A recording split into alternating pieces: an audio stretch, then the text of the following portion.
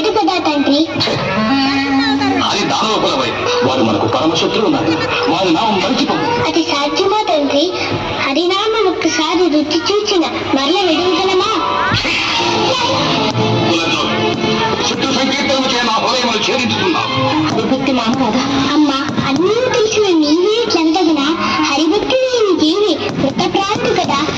చూచితో లీలావతి, వినయము కడు భయంకరం. ఆ మందహాసము ఎంతటి ఆగ్రహావేశము నేను మత్తులు కలిగించు మాయాచారం. ఇక ఉపేక్షించిన అవివేకం.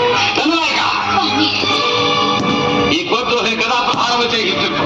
హరిభక్తి మౌనంతో నిర్దాక్షిణ్యము నా ప్రార్థన ఆలకించండి. లీలావతి,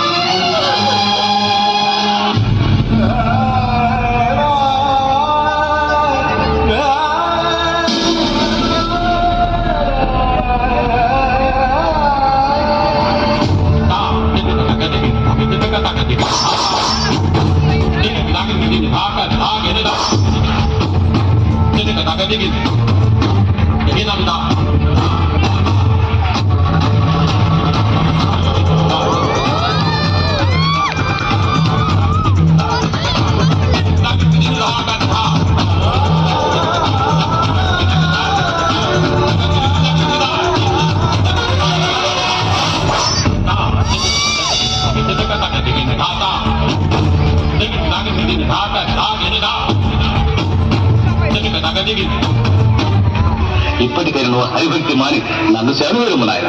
తండ్రి, హరినామం కన్నా మానవులకు వేరు తరుణోపాయం గలదా? పుత్రద్రోహి, నీవు పుత్రుడవు కావు, పితృహంతకుడు. హరిహరి మూయించదని నోరు శాశ్వతము. ధననాయక,